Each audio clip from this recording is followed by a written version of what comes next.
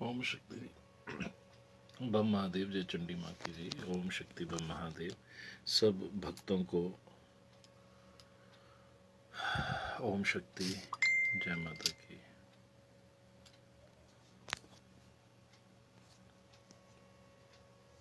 समय काफ़ी हो गया, लेकिन क्या करें अब। समय की व्यवस्था ऐसी है कि मेरे पास कुछ समय इस प्रकार निकल जाता, कुछ सामाजिक काम भी करने होते और कुछ चीज़ें ऐसी देखनी होती हैं कि समाज में क्या चल रहा है। तो मैं भी कुछ चीज़ों को देख रहा था, बड़े ध्यान से उसका संज्ञान ले रहा था। तो आप सब लोगों को बम महादेव साधुवाद, आशीर्वाद है और जय चंडी माँ, जय माँ पराम्बा भगवती। देखिए अभी शरनी पठानी है। जय माँ चंडी। शरनी जी, आप आशा करता हूँ कि जो पुराने मैंने अभी तक लाइव किए हैं ये 8-10 दिन से, तो आप देख पा रही होंगी। कई दफ़ा तो लेट हो जाता हूँ मैं, तो फिर मैं जितनी बात हमारी हो पाती है सब लोगों से, और उसके बाद जो है मैं कईयों को टैग भी कर देता हूँ। और कुछ चीज़ें आप खुद खोज लिया करें कि पीछे जो है क्या चर्चा हुई है। तो आप लोग सब जो हैं मुझे देखते हैं, इसके लिए आपको बहुत बहुत आशीर्वाद है। और आप लोग सब जो है उस परमपिता परमात्मा माँ चंडी की और उस पराशक्ति परम्बा की भक्ति जो है सही वाली भक्ति जो है करें। और आप सब लोगों को जो है मेरा आशीर्वाद है। जय माता की शबी शर्मा और जय माता की। देखिए आपकी बात ही सच हो गई कि मुझे जो है लेट बच्चा बच्चा जो है सोता है और उसका खाना, घर का खाना वाने का काम करना पड़ता है, तो आप लेट आइए। तो ऐसे लेट हुए कि हम ज़्यादा ही लेट हो गए। तो मनीष पंजाबी जी जय माता दीजिए आपको भी, और मुस्कान राजपूत जय माता की, कुलभूषण रैना जी जय माता की, अभिषेक ओम शक्ति जी, भारती शर्मा जय माता की जी आपको भी, और सबको जो है शाक्त मत की ओर से ओम शक्ति, जय माता की, जय माँ। सब भक्तों को जो है बहुत बहुत माँ का नाम जो है वो जितना उचार सकें उतना ही उचारें। तो आप सबको जो है प्यार भरी जय माता की। कुछ लोग और हैं जिनको थोड़ा सा जोड़ लेते हैं, क्योंकि ये मेरी गलती है कि मैं थोड़ा लेट आया और 2-3 दिन से लेट आ रहा हूँ। लेकिन समाज की चर्चाओं में जो है भाग लेना भी बड़ा ज़रूरी होता है। कुछ चीज़ें देखनी पड़ती हैं कि सनातन धर्म के ऊपर जब भी कभी आघात या चोट होती है, तो हम लोगों को जो है गद्दी पे बैठने का अधिकार भी तभी है जब हम अपने जो धर्म के ऊपर जो है चुप रहें। तो तब भी जो हम करते का काम अगर आपकी आंखों के सामने हो रहा फिर भी आप चुप हैं, तो वो भी अधर्म है। फिर आप धृतराष्ट्र की श्रेणी में आ जाते हैं। तो सबसे बड़ी बात यह है कि आप सब लोग जो है जुड़े हैं, बड़े प्रेम से जुड़े हैं, और माँ भगवती के बारे में चर्चा होती है। और इस लॉकडाउन को जो है इस वक्त जो है व्यर्थ की इधर उधर के फेसबुक पे घूमने से अच्छा है कि भगवान की चर्चा 2 घड़ी 2 से 8 घड़ी ही हो जाए, बहुत बड़ी बात है। तो आप सब लोग जो हैं जितने भक्तों को जोड़ सकें उतने भक्तों को जोड़िए। और उत्तम सिंह जी जय माता की। और जब आप आते हैं तो मुझे बहुत खुशी होती है, क्योंकि आप इतने व्यस्त रहते हैं और मुझे पता है कितने व्यस्त हैं। और फिर भी आप जो है भक्ति के लिए और पूजा के लिए टाइम निकाल रहे हैं। ये भी एक तरह का साधना ही है कि आप सब लोग जो हैं साधना में चर्चा जो है भगवान की और सत्य में बड़ा बल होता है कि आप जो हैं भगवान के असली पूजा में जाना चाहते हैं। और मेरी पूरी कोशिश होती है कि आप सब लोग जो हैं यथार्थ पूजा में जो भगवान की दिखाई हुई पूजा में जाएं, कहीं डमरू में ना फंसें। आजकल समाज में चल रही है कुरीति कि हम जो हैं सब लोग जो हैं अपने आप को भगवान बनाने में लगे हैं। तो हम भगवान के अंश हैं और हम प्रकाशित हैं, हम प्रकाश नहीं हैं, सबसे बड़ी बात। और मैंने बताया था कि हम लोग जो माँ को मानने वाले हैं, वो चाहे शैवी पूजा करते हों, शैवी शैवी उपासना हो या वैष्णवी उपासना हो या पराशक्ति परम्बा भगवती की उपासना हो, डायरेक्टली इनडायरेक्टली प्रत्यक्ष प्रत्यक्ष रूप से जो है शाक्त संप्रदाय से जुड़े हुए हैं। और शाक्त संप्रदाय हमारा पांचवा संप्रदाय, मैंने बताया था पहले भी। मुझे हर लाइव में जो है आपसे कुछ बातें बतानी पड़ती हैं कि जो पहली चर्चाओं में मैंने आपका कहा, अभी जो है 10 दिन से जो जितना लाइव में कर पाया हूँ वो सब लाइव जो है आप स्टोर करके रखिए, सेव करके रखिए, उसको पेन डाउन करिए, लिखिए, ताकि वो आपके जीवन में जो है एक बहुत बड़ा ज्ञान का माध्यम बन जाएगा। कुछ लोगों को जोड़ लेते हैं जो रेगुलर है, जो मेरी वजह से नहीं जुड़ पाए, मैं उनको ज़रा जोड़ने की कोशिश करता हूँ। मुझे 1 मिनट का समय दीजिए।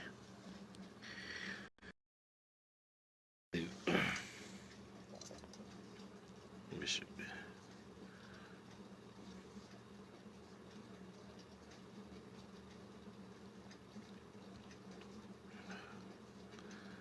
तो देखिए और कितने लोग जो है जुड़ पाते हैं, क्योंकि जो रेगुलर देख रहे हैं वो कल भी कह रहे थे कि भाई हमने जो है हमने सोचा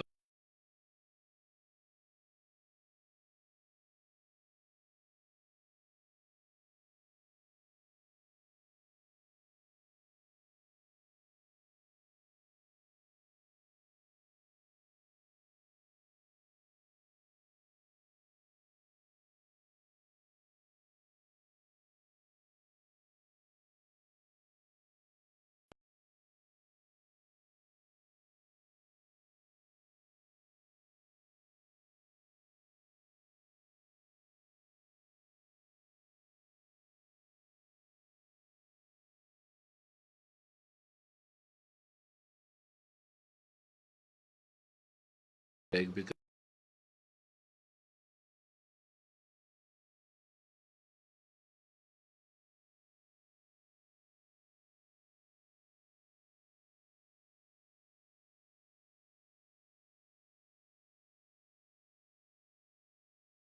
वो प्रश्न भगवान से निहित होने चाहिए।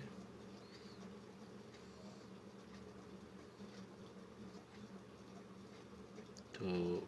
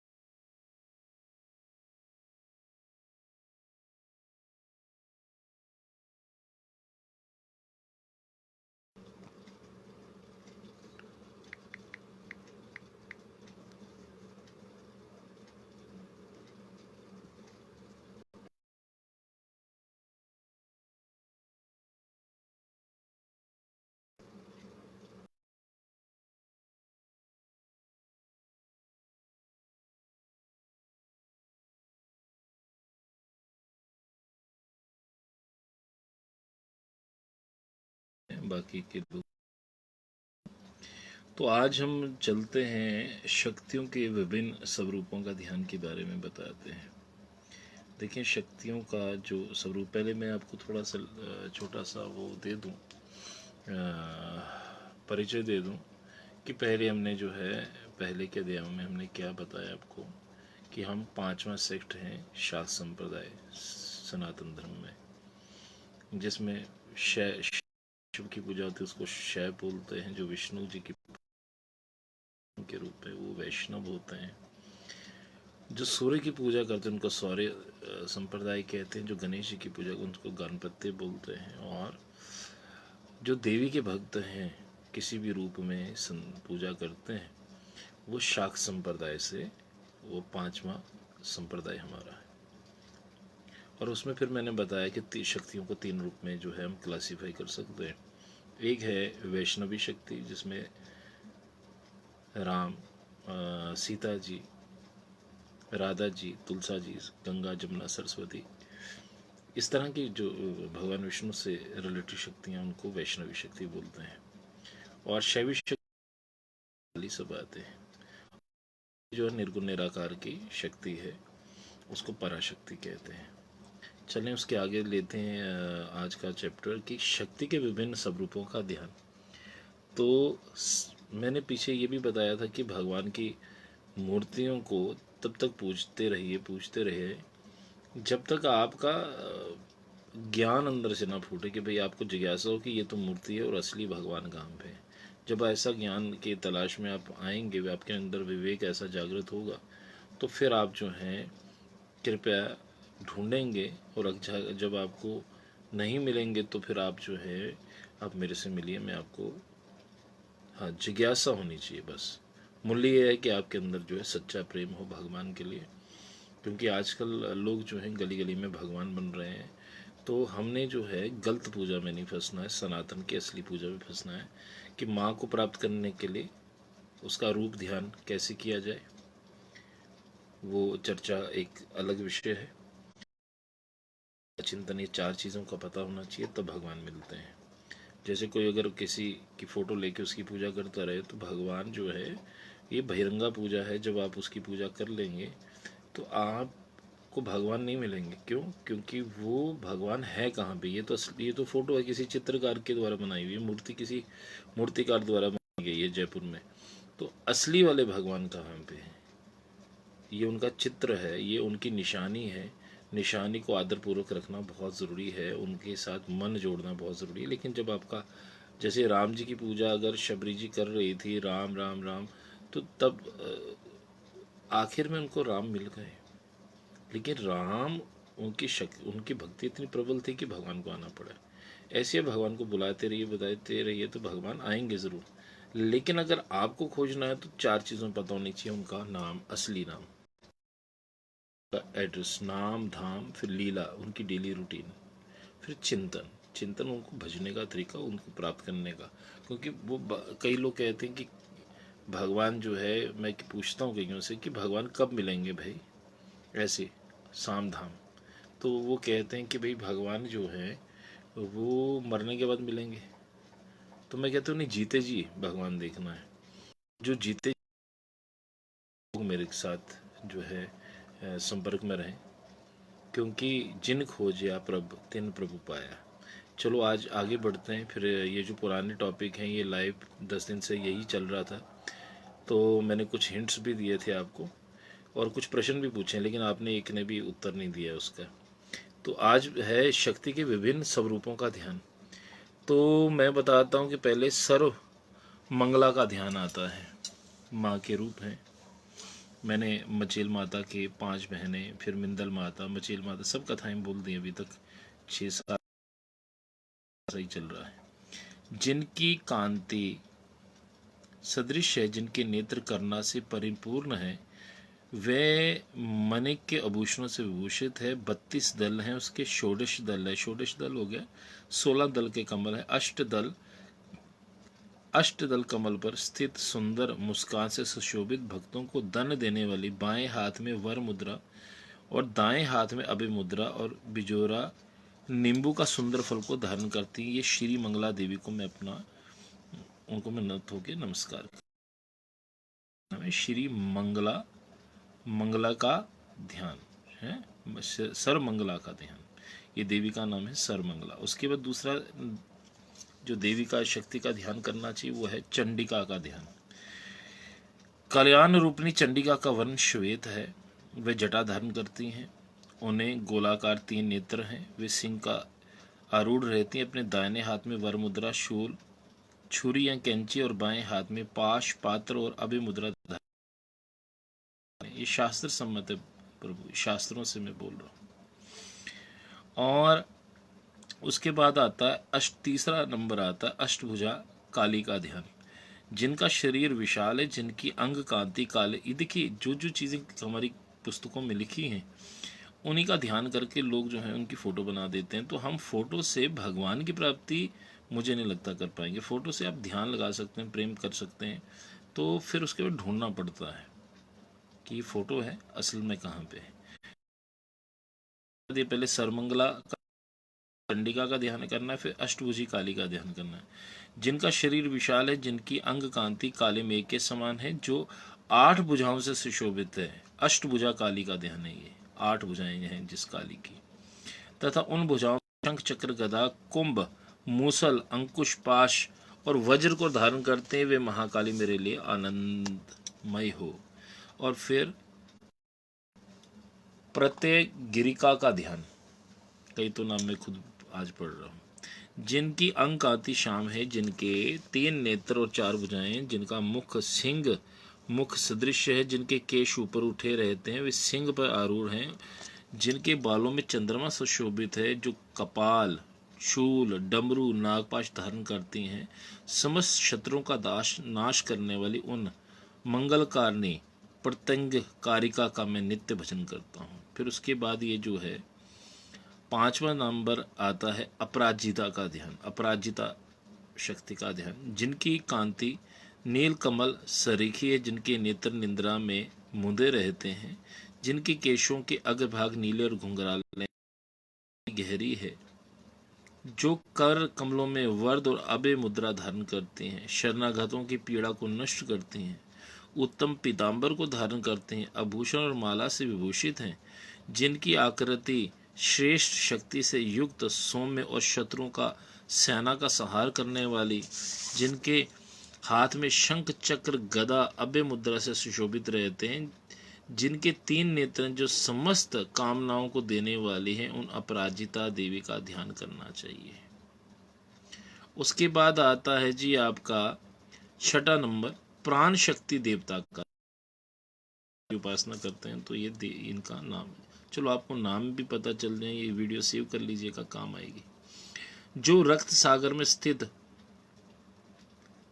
उत्फुल्ल लाल कमल पे स्थित हैं, कर कमलों में पाश ईख का धनुष, ईख का डंडा जो होता है, धनुष त्रिशूल अंकुश पंचबाण रुद्री रुक्त कपाल को धारण करते हैं, 3 नेत्रों से सुशोभित हैं, स्थूल स्तनों से युक्त हैं, बाल सूर्य सदृश वर्ण वाली है, ये परा शक्ति हम लोगों के लिए सुख कारणीय है, यानी प्राण शक्ति भी है। और उसके बाद आता है तुलसी देवी का ध्यान। नाम ध्यान रखिएगा।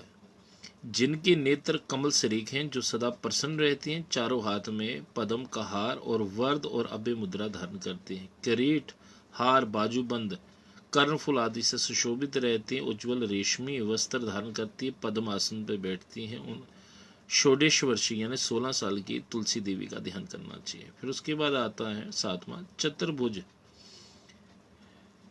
चतुर्भुजा अन्नपूर्णा का ध्यान। सरीखी है, 3 नेत्रों से युक्त है, कला आकाश में गमन करने वाली, लाल वस्त्रों से सुशोभित, स्थूल और नवीन उल्लासित रमणीय विविध अलंकारों से युक्त, जिनके नेत्र कमल सदृश हैं, जिनकी मूर्ति चंद्रमा को संक्रांत करने वाली, चंद्रमा को भी जो है चंद्रमा भी उसके सामने फीका पड़ जाए, जिनके हाथ पाश अंकुश वर मुद्रा में सुशोभित हैं। फिर उसके बाद आता है जी आपका शीतला देवी का ध्यान, जो गधे पर आरूढ़ होती हैं, दिशाएं ही जिनके वस्त्र हैं, अर्थात जो नंगन रहती हैं। शीतला माता जो है वस्त्रों को धारण नहीं करती हैं, जो मार्जनी और कलश से युक्त रहती हैं, जिनके मस्तक सूप से अलंकृत रहता है, उन शीतला देवी का ध्यान करना चाहिए। अब देखिए ये शास्त्र सम्मत उनके जो है स्वरूप हैं, मैं अपने मन से नहीं बोल रहा हूँ, तो आपके दिमाग में कुछ चीज़ें पड़ जाएं, बहुत बड़ी बात है। और 10वां ध्यान है तव त्रिता का ध्यान, तव रिता का ध्यान, जो नागों के आभूषण, ये 10वां नंबर है, जो नागों के आभूषणों से सुशोभित है, 3 नेत्रों से युक्त, गुंदे हुए गुजाफल के हार से अलंकृत, 16 साल की, हाथ में पाश अंकुश वर्द अभय मुद्रा विभूषण, बालिका स्वरूपनी, पीले वर्ण और नूतन कोमल पत्तों पर निवास करने वाली, जिनके मस्तक पर मयूर मुकुट सुशोभित होता है, जो रीछों और सिंगों के झुंडों में गिरी रहती हैं, वो उनकी पीठ पर स्थित हैं, उन सुंदरी तब रीता देवी का मैं प्रतिदिन ध्यान करता हूँ। फिर उसके बाद आता है 11वां ध्यान है विजया का ध्यान करना। जो हाथों में शंख चक्र पाश अंकुश विशाल ढाल खड़ग सुंदर धनुष बाण कमल पुष्प बिजोरे नींबू को धारण करते हैं, जिनका रंग उदय कालीन बाल सूर्य के सदृश है, वे त्रिभुवन पर विजय पाने वाली है। यानी 5 भवन होते हैं, उनके ऊपर विजय पाने, उनके 5 मुख 3 नेत्र पीताम्बर से विभूषित हैं, स्तनों के भार चुकी रहती है। उन विजया देवी को मैं निरंतर भजन करता हूँ। फिर उसके बाद 12वां नंबर आता है वन दुर्गा का ध्यान। ये ध्यान से रखिएगा, वन दुर्गा के बारे में बहुत चर्चाएं होंगी बाद में। जो बाण धनुष शूल और कैंची धारण करती हैं और भैंसे के मस्तक पर स्थित रहती है, वह नवीन धूप की कांति वाली दुर्गा के लिए मेरे लिए श्री प्रदान करने वाली है। श्री होगी विजय। उसके बाद 13वां नंबर है नित्या का।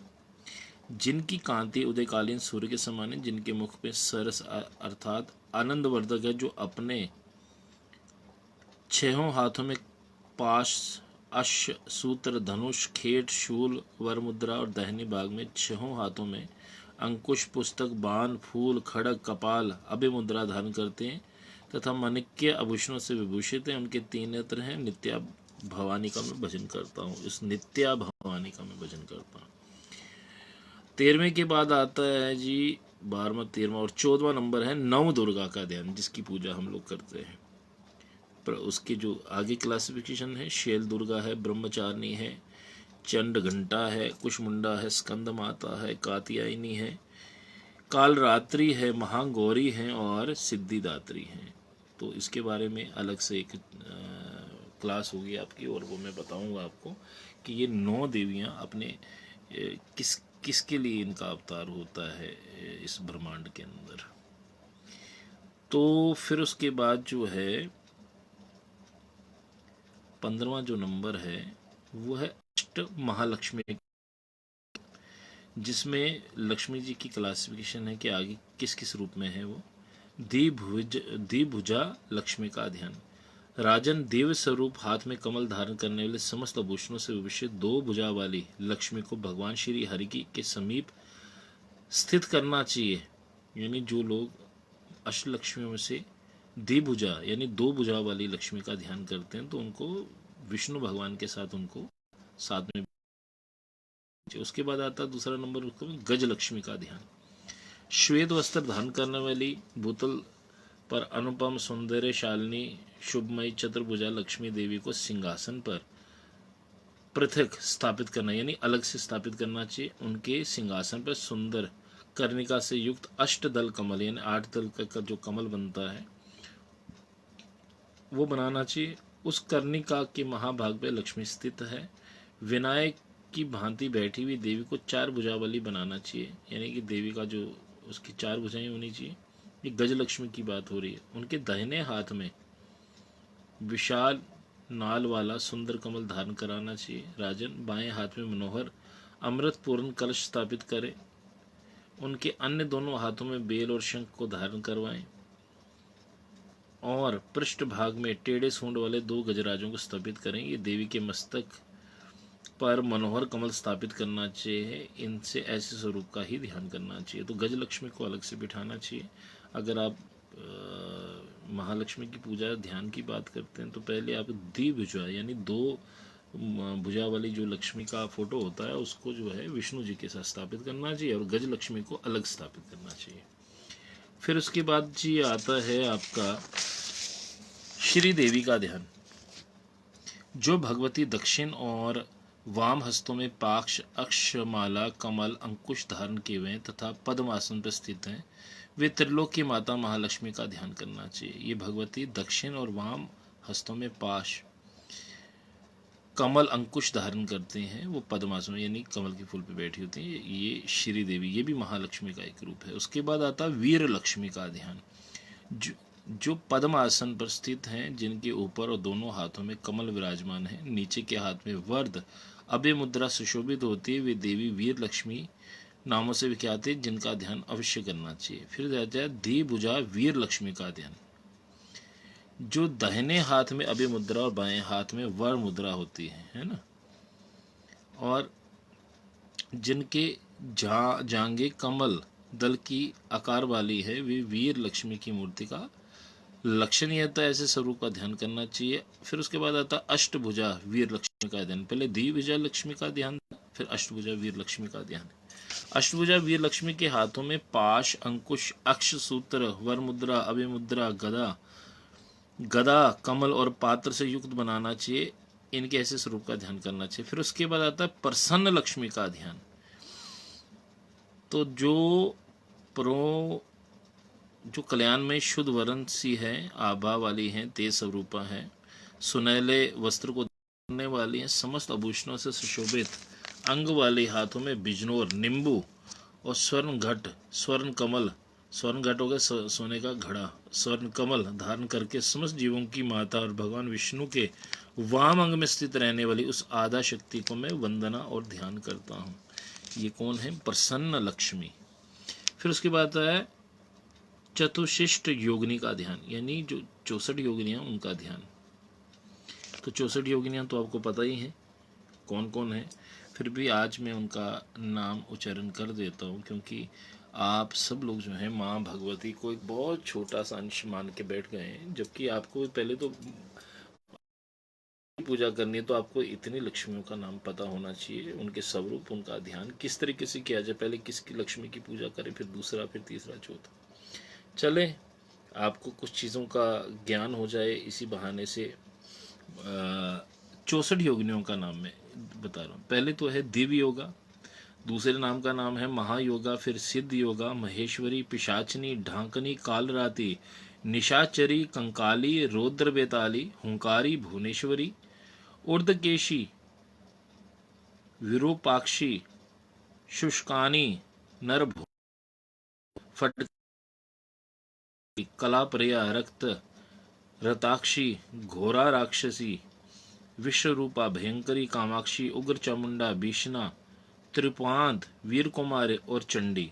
ये भी जो है चंडी भी जो है ये 64 योगिनियों में इसका भी नाम आता है। वाराही, मुंडधारणी, भैरवी, हस्तिना, क्रोध दुर्मुखी, प्रेतवाहनी, खड़ग, वाघ, धीग्र, लंबोष्टी, मालती, मंत्र योगिनी, स्थनी, कंका, काटिका, शुभ्रवस्त्रा, शुभ्रा, क्रियादूती, करालनी, शांखनी, पद्मनी, शीरा, अमंग, असंदा, प्रहारणी, लक्ष्मी, कामुकी, लोला, काक दृष्टि, अधोमुखी, दुर्जटी, मालनी, घोरा, कपालिनी, विप भोजनी। इस प्रकार से 64 उत्तम सिद्धि प्रदान करने वाली। और उसके बाद जी फिर आ जाता है 17वां नंबर, षोडश मातृकाओं का स्मरण। अब षोडश मातृकाएं कौन कौन सी हैं? गौरी, पद्मना, शची, मेधा, सावित्री, विजया, जया, देवसेना, स्वदा, स्वाहा, माताएं लोक माताएं, धृति, पुष्टि, तृष्टि और अपने कुल देवता। इन 16 मातृकाओं का गणपति के साथ मंगल कार्य में पूजन करना चाहिए। वही हैं जो गणपति जी की जो है जिनको गणपति जी को जिन्होंने पाला था। फिर आता है सप्त घृत मातृकाओं का स्मरण।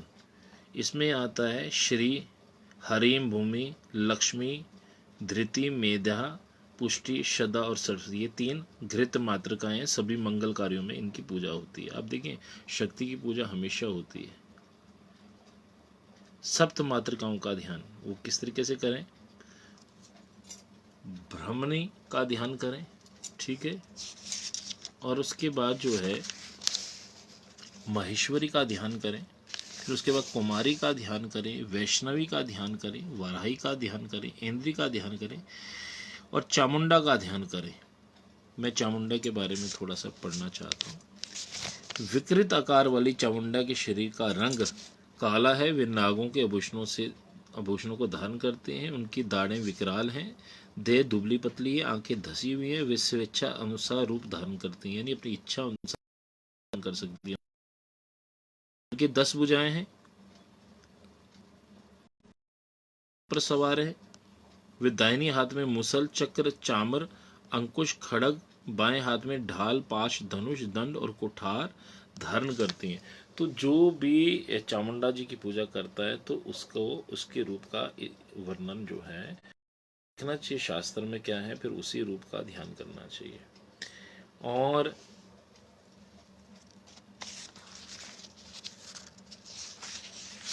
इस प्रकार जो है शक्ति के विभिन्न रूप हैं। मैंने आज आपको कुछ रूपों के बारे में बताया कि आपको जो है 18-19 जो है सप्त मातृकाओं का ध्यान में मैंने आपको कुछ बताया था। फिर उसके बाद जो है मैं उसी के अंतर्गत महेश्वर 5 मुख हैं, 3 नेत्र हैं, 10 भुजाओं से युक्त हैं। महेश्वरी वृषभ पर आरूढ़ होती हैं। उनका श्वेत वर्ण श्वेत है, चंद्र रेखा से विभूषित हैं। वे अपने हाथों में एक और खड़ग, वज्र, त्रिशूल, परशु, अभिमुद्रा, दूसरे और पाश, घंटा, नाग, अंकुश और वर मुद्रा धारण किए हैं। फिर उसके बाद कुमारी का ध्यान है। सौम्य स्वभाव वाली 6 मुख और 12 भुजाओं से युक्त हैं। उनकी अंग काती पाटल वर्ण की है। ये मयूर पे सवार होती है तथा अपने दाएं भाग में हाथ में वर मुद्रा, शक्ति, पातका, दंड, धान बाएं हाथों में धनुष, घंटा, कमल, कुकुट, परशु और अभ्य मुद्रा को धारण करती है। फिर उसके बाद वैष्णवी देवी हैं। अब वैष्णवी का रूप देखिए। वनमाला धारण करने वाली 6 भुजाओं से सुशोभित वैष्णवी गरुड़ पर आरूढ़ होती हैं। अब कितने लोगों को पता है कि वैष्णो देवी गरुड़ पर आरूढ़ होती है। उनकी अंग काती शाम है। दाहिने हाथ में वरमुद्रा, गदा, कमल को धारण करती है। उनकी बाईं भुजाएं शंख, चक्र, अभिमुद्रा से सुशोभित हैं। फिर उसके वाराही का ध्यान।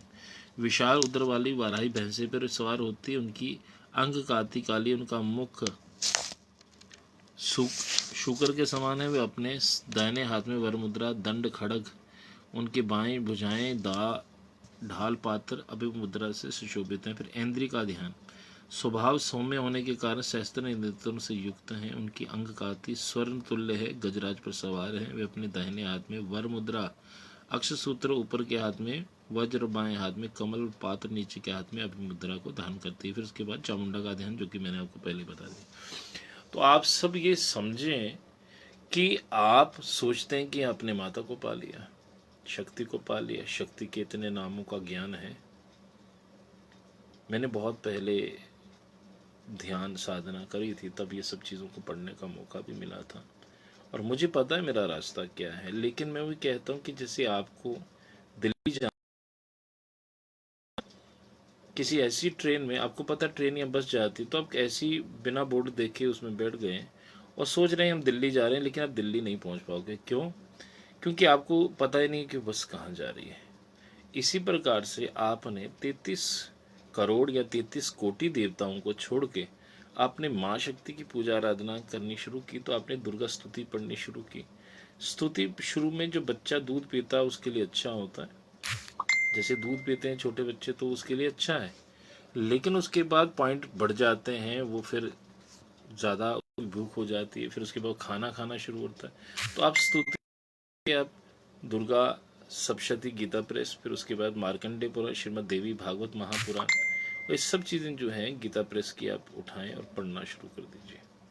फिर आप देखेंगे कि आप कितने बौने हैं, कितने छोटे हैं। उस शक्ति को आपने कितना मजाक बना दिया। आपने सोचा कि भगवान जो हैं, मैं बार बार कहता हूँ कि मेरी भी गद्दी जो है 40 साल पुरानी है और शाक्त संप्रदाय से है। महाकाली माँ चंडी की पूजा होती है यहाँ पे। लेकिन मैं हमेशा कहता हूँ कि माँ से मैं प्रकाशित हूँ, मैं प्रकाश नहीं हूँ। मैं ध्यानु भक्त बनने की कोशिश कर रहा हूँ। मैं उस माँ को समझने की कोशिश कर रहा हूँ। बड़े बड़े लोग यहाँ पे बड़ी बड़ी बातें करते हैं, भावपूर्ण, भक्तिपूर्ण, ऐसी बातें करेंगे कि आपको बड़े माया जाल में लपेट लेंगे। लेकिन until unless if you are not master of that subject, आपको नहीं बोलना चाहिए, क्योंकि इससे सनातन खराब होता है। हम लोग बहुत बाहर के षड्यंत्रों में भी फंसे हैं और अपने अंदर के जो लोगों के षड्यंत्र, क्योंकि हर बंदा जो है, भक्ति करना सबसे मुश्किल काम है भाई। 40 साल तक एक जगह बैठना साधना में और लोगों की सेवा करना और आप अपना भजन भी ना छोड़ें, तो वो होता है पक्का भक्त कि भैया ये तो छोड़ेगा नहीं। और भगवान ने आपकी बहुत परीक्षा लेनी है।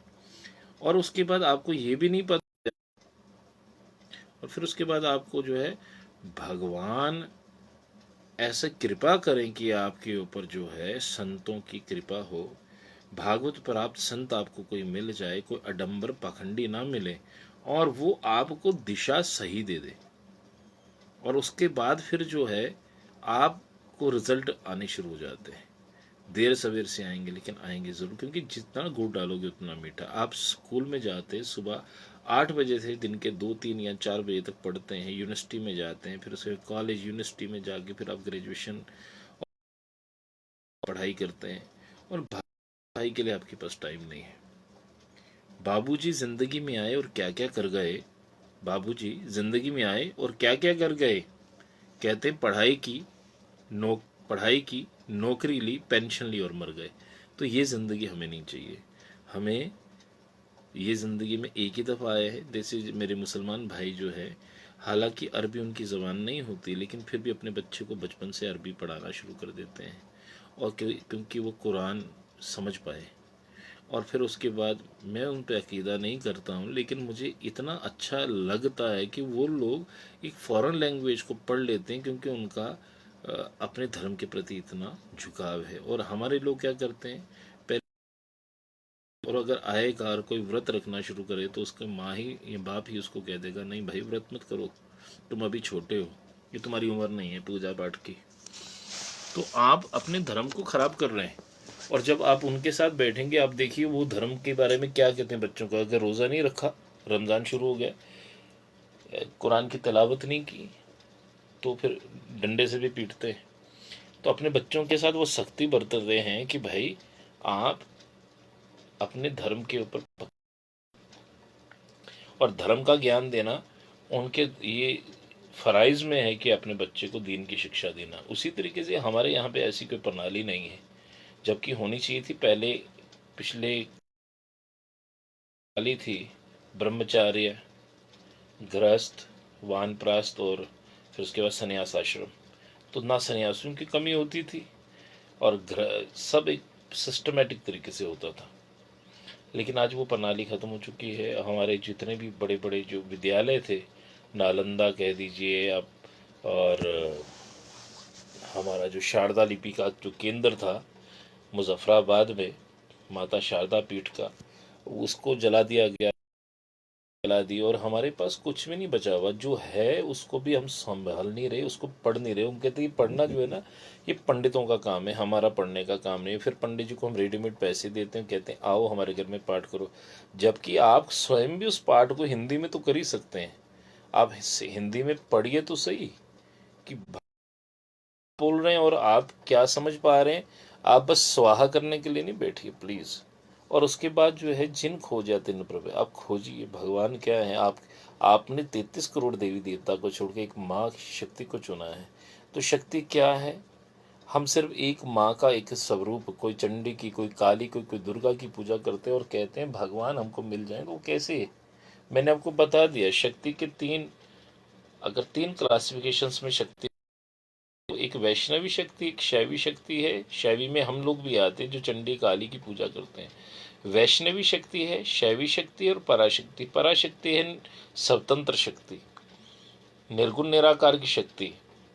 मैंने कहा करंट जो है तारों में जा रही है, वो जो है निराकार है, और वो आगे बल्ब लग जाता है, वो निराकार की शक्ति है जो बल्ब को रोशनी दे देता है। ऐसे ही उस अकाल पुरख, उस अल्लाह को, उस वाहिद जो करंट मिलती है वो पराशक्ति है।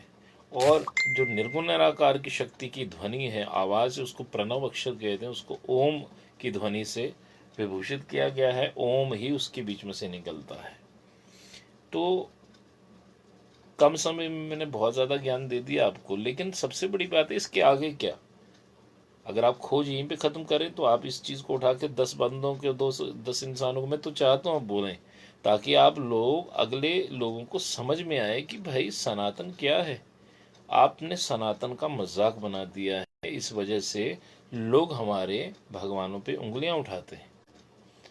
कोई पूछे इनसे, दशानन काली, महाकाली, गुहा काली और शमशान काली दक्षिणेश्वर काली, इनमें भेद क्या है? तो भेद भी नहीं बता पाएंगे। बड़े बड़े भक्त होने का जो दावा करते हैं, जो स्वयं वो भगवान बन बैठे हैं। मैं कह मैं तो आपको भी तो प्रवेश वगैरह होता था, तो मैं बचपन से मुझे जो है माँ की लगन है, और मैं संतों के सानिध्य में बैठा हूँ, मैं हर जगह गया हूँ, और अच्छे से अच्छे गुरु मुझे मिले हैं। तो उनके आशीर्वाद से, उनके स्नेह से, उनकी जो परम कृपा से मुझे ये ज्ञान हो गया कि भगवान की रोशनी नीचे आती है, सूरज बड़ी दूर है, सूर्य की रोशनी एक ही वक्त में हर जगह जाती है। मेरे ऊपर 50 वाट की पड़ रही है, किसी पे 100 वाट, 1000 वाट की। हम we are enlightened by that. बस इस चीज़ को याद रखिए, हम इंसान हैं, इंसान बने रहें।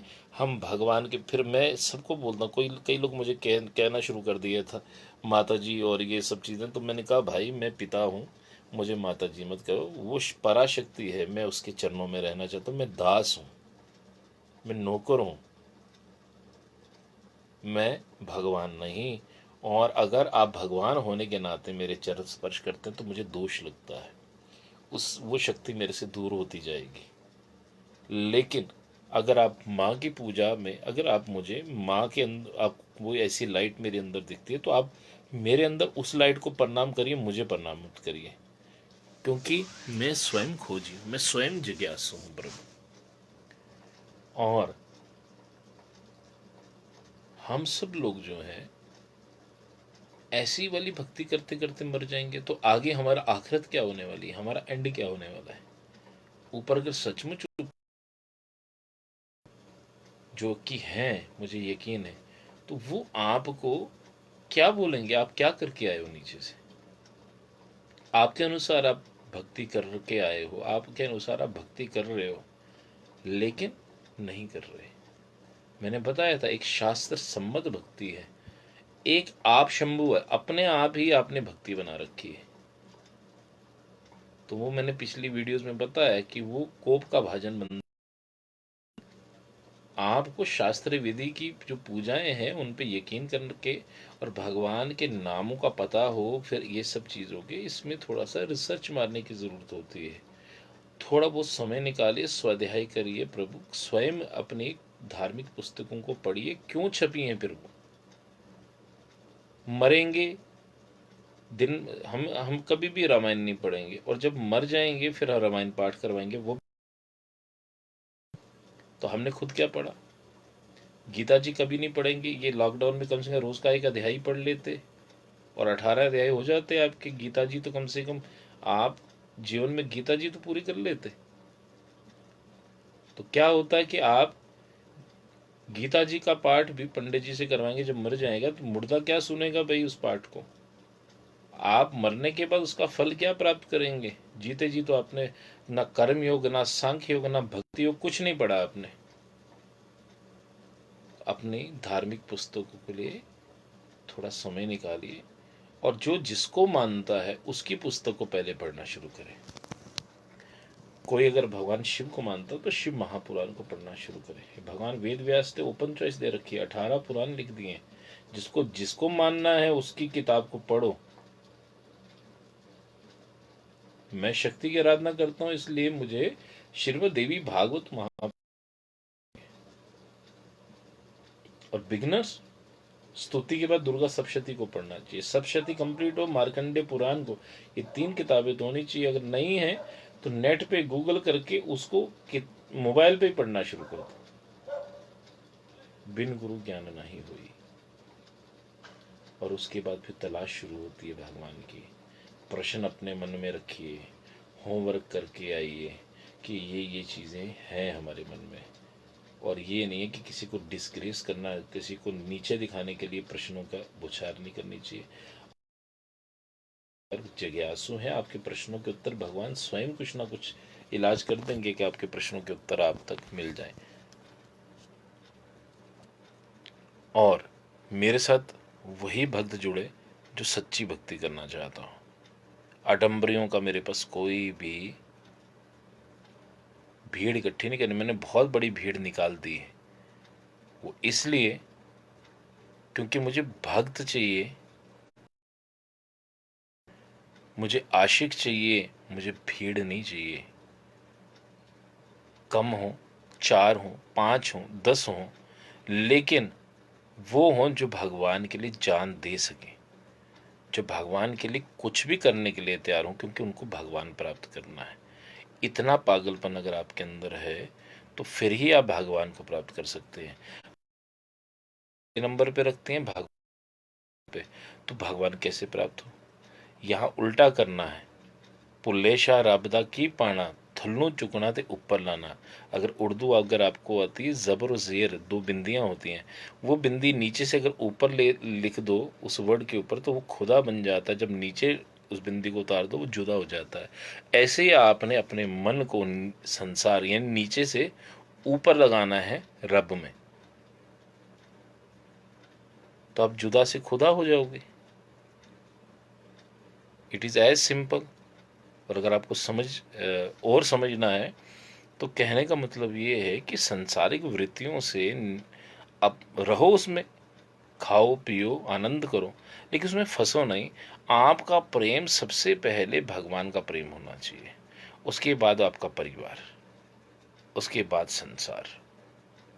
भगवान नंबर 1। अगर आज की डेट में अभी भगवान कहेंगे चल भाई तो सब कुछ त्याग दो, कुछ नहीं चाहिए हमें, चलो, भगवान से बड़ा कौन है? वही हमारे भगवान है भाई। उसी के वो आज हम इस परिवार में जन्म लिए, कल किसी और परिवार में। हमने बंधना नहीं है, लेकिन अपने दायित्व को छोड़ना भी नहीं है। शादी की है, बच्चे पैदा किए हैं, तो उनका दायित्व पूरा करिए, लेकिन चोरी चकारी से नहीं करिए। एक बड़ी सुंदर कथा मुझे याद आती है कि मैंने कहीं पढ़ा था कि